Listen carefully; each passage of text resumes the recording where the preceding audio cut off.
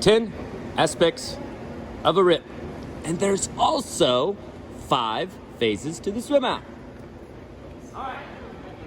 Today's focus is specifically on lineups and our optionals. Tuesday was on our voluntaries and our approaches. Approaches are very important for everything, but our voluntaries, we want to maximize height. Optionals, we don't maximize height. Remember, our optionals are not as high as our voluntaries. Your voluntaries are the highest dives. Your reverse dive is the highest reverse takeoff. Your reverse 1.5 is not higher than a reverse dive, and a lot of people think that it would be. All right? Reverse 2.5 is lower than a reverse 1.5. Okay? For the most part, you can stand a 1, and the people that can do gainer 2.5, they can stand 1.5 up long. Doesn't take them much to get that puppy around. Okay? So, but when we come out, we have to make sure that we're focusing on philo, which means what? First in, last out. First in, last out. Okay? So whatever gets in last, like your feet coming in on backs, has to come out first. Alright? Now, if we are going to rip, there's 10 aspects that we kind of have to think about. That first one is your big, open, flat palms. So everybody can try to grab your hands out in front of you, and we're going to interlock the thumbs, but make sure if you can grab way back here, that is great to open those up. But you have to have pretty good wrist flexibility. If you don't have wrist flexibility, you might have to be a little farther out, but you don't want to get out on the digits because then your hands will cup very easily. And we need to have flat palms, as big as palms as possible, as much surface area as possible, but the other key thing is those palms have to hit parallel to the water. And remember when we do different dives, we come in at different angles. All right? So your hand placement is always a little bit different. And if we mess up on approach, your hand placement is going to have to be different than normal. So that's why I tell you to take those bad approaches, because not only do you have to be able to get into the dive with a bad approach, you have to be able to get out and line it up and try to save it. All right? And the first thing is, if you can get your palms to find the water, you can rip on your belly. Coach John Wakefield used to always tell me, I don't know how you rip on your belly. Okay? I would land on my belly and he was still, it was the hands and the timing. All right? Now you don't need the swim out. Please remember that just to rip. Okay? You don't need that swim out. So once we have big flat palms parallel to the water, we want to make sure that what's behind that first impact point is very, very, very strong. So that means our triceps and arms need to be blocked out. So when we have that impact, everything behind it is solid. We don't want to have a cushion there when we make that impact. You should be locked out. Divers that have elbows, the joints that are raised above their head, have kind of an advantage, because when they go to lock out, their elbows bow in a little bit and boom, locks in right there with the head. Okay? If you're doing this well, you should have no space for it. All right? You can stand up if you'd like to, just leave that space open.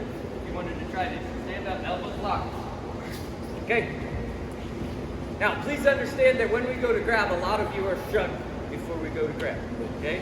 We do not want to shove before we go to grab, or we miss that grab too. Okay? Okay, everybody, we're going to go up and grab our nice flat open palms. And now this is where we go to the lockout. Notice how your shoulders are relaxed. Come arms back down. We're going to use your delts, okay? The muscles that are here, your delts to raise your arms. Slightly flexed elbows is good, so we're not going into reaching, okay? Marley likes to go sometimes straight arms, comes up like this, and then her arms have to move to a different place. And then, boom, we cannot rip. So we have to be relaxed. Once we grab, then we use our traps, the triangular muscles right here, and we're going to bend shrug. So make sure you do that. Grab, bend shrug. You'll feel a big difference. All right, now on fronts and inwards, we have to have a hard hollow on the front. The more somersaults that you're doing, the harder the hollow that you're gonna have. Front 3.5 on 1 meter, you're on a circle, and you're on a tight circle. You're going in like this. You're not dropping out of the sky, going straight down. None of our dives drop out of the sky and go straight down. Front dive pike, probably, one that's going to be coming down pretty straight down from that, but most of all ain't going to happen that way, okay? So on fronts, we have to have ribs in. So everybody make sure that you take this. We're going to turn our brace on with this. That's that next aspect as well. Ribs are going to be in on our fronts, and when we do that, you want to roll your hips down and under, and we will go Olaf. Olaf is another aspect of the rip, which is no butt, okay? So ribs need to be in on the front, hips rolled under, brace turned on. And what do we call that? Holding in the melted poop. Holding in the melted poop. Yay! And if I give you $100 bill, pop in a $100 bill, and when you go in that water, it should stay. No change goes out in the pool, okay? If your brace is not on, that's when you poo in the pool, and that's when you get changed all over the pool, okay? And you're not gonna rip. You might get some sound from your hands, but you're not gonna have a nice big rip. It's not gonna work that way, okay? So, we have big flat hands, parallel to the water. There's your 2. Elbows locked out is 3. Shoulders need to shrug after the grab is 4. Extension of the ribs. Now we said fronts are ribs in. Now on your backs and reverses, you're gonna have rib caves, what we call convex. Concave, ribs in, convex. It's slightly lifted, all right? Got that? Thank you. Olaf, and brace on, no butt, as little as possible. Next thing we need to make sure that we have is locked out knees.